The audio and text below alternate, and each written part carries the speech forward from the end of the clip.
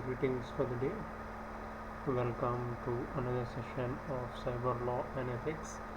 My name is Mohammad Rahmat Ali. In today's session, we are going to learn about the process of digital forensics. But before jumping in today's topic, let me remind or let me revise what are the things that we have studied in the previous session. We studied about the National Cyber Security Policy.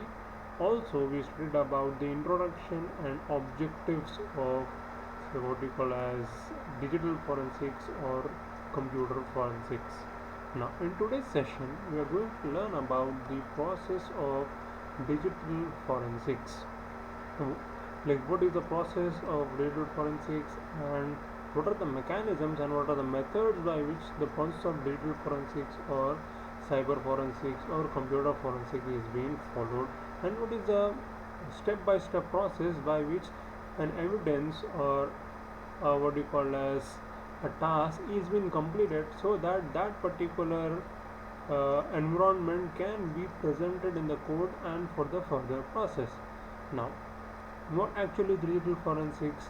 Digital forensics is a process in which we will be acquiring some of the evidences or we will be maintaining some of the investigation process so that we can generate some of the evidences, proofs and different results that we have obtained from the site of crime scene. Okay, now what are like to make this complete a process or to make this complete come into reality, into real picture, we follow some procedure and process. So what is the procedure and process? Digital forensic entails the following steps. The first one is with reference to the identification. The first and the foremost process with reference to computer forensics or digital forensics is the identification part. Now, what do you mean by this identification part? Identification part is or identification part deals with the process in identifying the evidences and relatable evidences related to that incident or related to that particular case. For instance, one computer or one device or one network or one equipment is being breached or it is being compromised. Now, a person being a digital forensic expert or the person who is collecting the evidences, first he will verify what is the part or what are the part which is being affected by that compromise. For instance, only C drive, only D drive, or a local network, or a wide area network, or a whole of the network is being compromised. He will see all of the things. He will identify the process by which he can segregate that part and can do proper investigation. Also, here it involves two things. The first thing is we will segregate that network, we will segregate that part, or we will segregate that amount of memory area from other part of the system so that this will not affect the other parts. It can be with reference to the network, it can be with reference to the drive that we having, or it can be with reference to any of the local or wide area network. Also, with reference to identification, it will verify and it will take into consideration the evidences related to that particular investigation or related to that compromise. And also, this will not include any of the other parts of the things. For an example, an account is been compromised. An account is been compromised in a bank. So for that particular person's account only the user details will be given. For whole of that branch, the details will not be given. The details will be only been given to relate to that particular customer or relate to that particular person. Also, with reference to this indicates the identification process.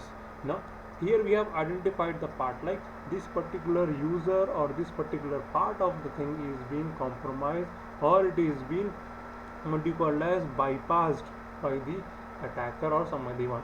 So this includes identification part. This includes the identification part. Now, after we identify the thing, the second and the most important part is with reference to the preservation, is related to the preservation. Now what do you mean by this preservation part? Preservation part in the sense, what are the things that we are obtaining should be kept in the same way. There are a lot of process by which we can keep this particular thing. How will we doing? The moment we identify a particular thing, we will preserve that particular thing in terms of hash or in terms of codes, or we will have some of the algorithms that will generate a code which we will submit in the code. And later on in the part, if at all some of the compromise happen or some of the thing is being done with reference to the evidences, it will clearly show a different hash code or a different code. Preservation also includes what are the evidences that we are getting from the crime scene. What are the evidences that we are getting from the crime scene will and should be preserved in a proper environment and in a proper format. For an example, we got a hard disk which is been partially been what you call as burnt. So how will be preserving this particular evidence? We will preserve this particular evidence in terms of photographs, in terms of hash codes, in terms of the data which is been retrieved, creating a hash code on that particular data. Then the next part with reference to the digital forensics is analysis. Now here comes the part, here comes the main backbone of digital forensics, the analyst or the person who analyzes that particular data. Now what this person will do, this person will investigate all of the possible parts to retain the data, to what you call as to retrieve the data and to get the best of the information from that particular data. How it was been compromised, what are the part it has compromised, and what are the part that it will affect if at all it was there on a longer period of time. So this all of the things will be done with reference to the analysis part. Now this analysis part will be done in different phases and in different methods. It depends on the analyst who is analyzing or who is analyzing the data and who is preserving that particular data. Now the data that is been obtained or the crime scene equipment or the evidence that is been obtained should be kept in such a format that it should be produced in the code and it should be admissible in the code. This is very important. That particular evidence should be admissible in the code. Now after the analysis part, what are the things that we have done from identification part to analysis part should be documented. Every of the part should be documented in written form, documented in the form of pictures, documented in the form of audios, documented in the form of video clips. It can be anything. All of the things that we have done should be documented, and documented part should be in such a way that if any of a third person or a layman, if at all he reads that particular documentation part or that report, he should be able to understand what actually had happened, what are the investigation that was been done, and what are the analysis part that we have got from the investigation or from the analyst. So this all of the thing part or all of the parts should be documented in a form of documentation, and that documentation should be submitted in the code. Also that documented should be kept as an evidence and a resource for the coming for what we call as cases. Now the last part is with reference to the presentation. Now what are the things that we have done from the previous steps? Identification, preservation, analysis and documentation should be presented. Where it should be presented?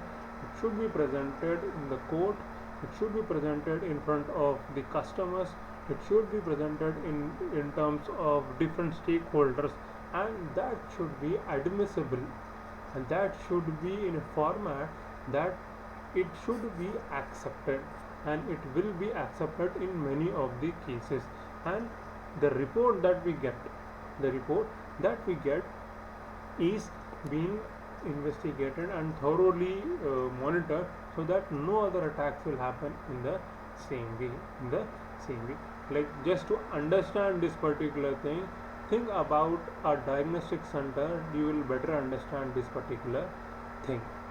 Like identification, like you have got fever, some of the things, like you have given a blood test that is been preserved, then it is been analyzed. So what are the chromosomes that it is having, then it is been documented in the form of readings, and it is been presented in form of a report to you. So this is with reference to the digital forensics, the process of digital forensics. I hope you understood something from the process of digital forensics. Now moving forward, what are the different types of digital forensics? We have understood the process. This is the five-step method of digital forensics: identification, preservation, analysis, documentation, and presentation. Now we will see what are the different types of digital forensics. There are different types. So what it says, three types of digital forensics are: the first one is with reference to the disk forensics. Now what do you mean by this disk forensic? Disk forensic deals with the investigation and extraction and retrieval of data from a physical hard disk, or from the data, or from the thing that we are having. So what it says, it deals with extraction data from storage media by searching active, modified, or deleted files. So this includes the if at all, if you remember, in any of the computer, when you are doing something, a log is being created. If at all, if you are creating a file, if at all, if you are editing a file, if at all you are deleting a file, if at all if you are copying a file, for every other thing you will be like a log will be created. Now most of the analysts or most of the investigation officers will see for the log first, then they will go for the different documents. Why? They will see what was the suspicious activity that was being done.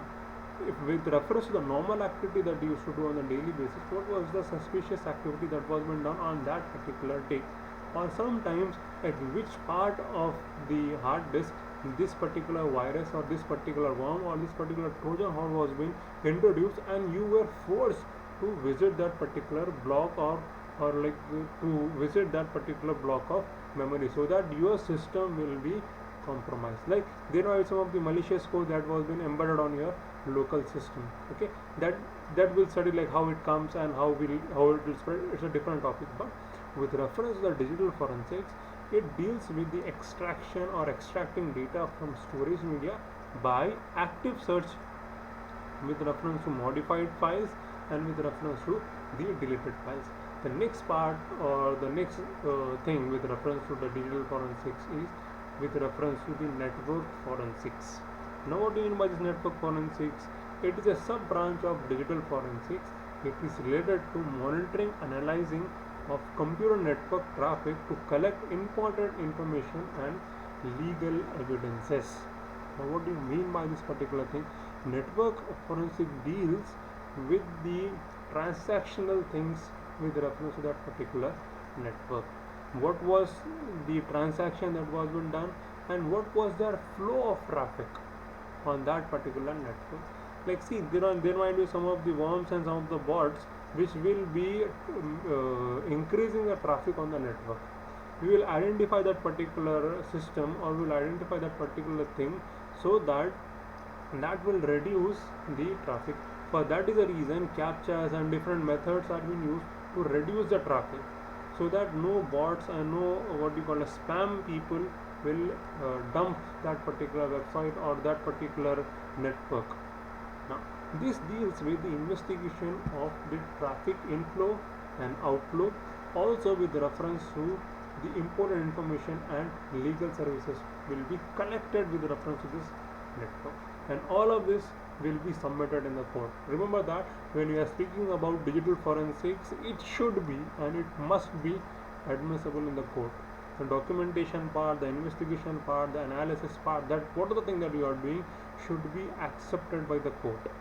And what is been accepted and what is not been accepted, we will study in the future part, and also we will see what are the methods by which the evidences will be presented in the court. And the last one is with reference to the wireless forensics. It deals with the division of network forensics. The main aim of wireless forensics is to offer the tools needed to collect and analyze the data from wireless network traffic. With reference to the things that I have said in the network forensics, same thing applies over here, but this will deal with reference to the VPNs, this will deal with reference to the Wi-Fi, this will deal with reference to all of the wireless thing that is being within the network. Okay, with reference to the network forensic, it will include both of things, like both wired and wireless type of networks. Now, the next part is with reference to the different forensics methods or mechanisms. What it says, the database forensics. What it is a branch of digital forensics relating to the study and examination of databases and their related metadata. Now, what do you mean by this metadata? Metadata means data about data is called as metadata. For example, let us consider a student is from CSE third year, from ISL Engineering College. This is the data, and what is the metadata for him? What is his name, what is his score, what is his address, where he stays when he comes to the college, what is his attendance, what are the backlogs, and what are all of things is being considered as a metadata. Metadata in the sense data about some data, that is what we call as metadata. In the same way, if we create a file, what are the metadata that is been associated with the reference of that file? Name of the file, size of the file, location of the file, who created the file, last time when was it being modified. This all is being related to with reference to the metadata. Now, the next forensic is with reference to the malware forensics. This branch deals with the identification of malicious codes to study their payload, viruses, worms, and etc. The next one is with reference to the email forensics. This deals with the recovery and analysis of emails, including deleted emails, calendars, and contacts. And next one is with reference to the memory forensics. It deals with collecting data from system memory or system register, cache memory, RAM in raw form, and then carving the data from raw dump, or with reference to the dumps that is been created in different memory locations. And the last one is with reference to the mobile phone forensic. This is very important with reference to the upcoming future. This part of forensic will play a very prominent role. Also, with reference to the digital forensic, it can be classified into two types. The first one is with reference to the hardware forensic that we have studied. The next part is with reference to software forensics, the different mechanisms and the different software that is being used for this particular investigation and all those things. So this is with reference to the mobile phone forensics. So what it says, it mainly deals with the examination and analysis of mobile devices. It helps to retrieve phone and SIM contacts, call logs, incoming and outgoing SMS, MMS, audio, videos, and etc. If at all, if you follow the YouTube very well, and if at all if you follow any of the YouTube channels and all the things, if at all their system or their YouTube channels is being compromised, so mobile phone forensics will help them. So because majority of the YouTubers and majority of the influencers are using mobile phones for that particular purpose, like the SMS that you get, the MMS that you get, the ads that you get on your mobile phone is all based with reference to the malicious activities and the browsing that you do. So for that particular reason, mobile phone forensic is being used.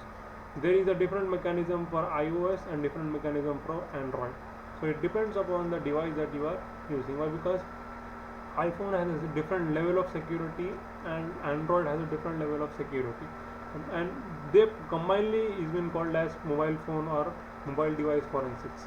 In this, it will be dealing with the level of the data, the level discovery of the data. What are the challenges faced by the digital forensics?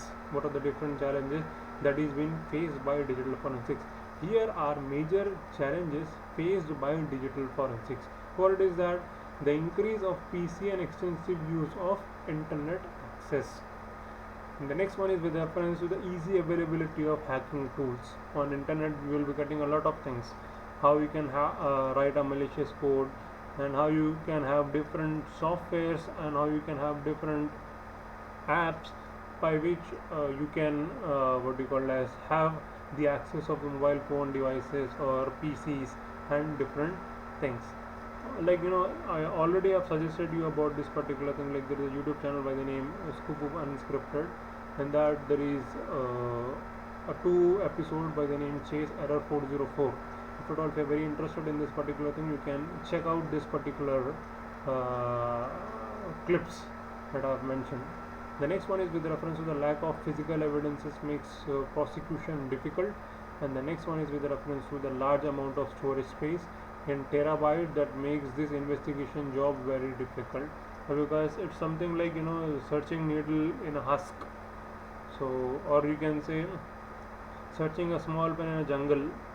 That is a level of what you call as the job of analyst, to retrieve the data and to get the proper combination of the data. Now the last one is with reference to the technological changes requires an upgrade and change to the solution. Why? Because every day there is a change in technology, and every day there is a new challenges with reference to the investigation. Many of the people are compromising at different levels. At different levels they are compromising. So like some might be very much clear cut to you, but then some of the what you call as compromise will be indirect. Some might be direct and some might be indirect type of thing. So this has a lot of challenges with reference to the digital forensics. So the last one is with reference to the example use of digital forensics. Like in recent times, commercial organizations have used digital forensics in following type of cases. The first one is with reference to the intellectual property theft, industrial espionage, employment dispute, fraud investigations, improper use of internet and email in workplaces, forgeries related matters, bankruptcy investigation, issues concerned with the regulatory compliances.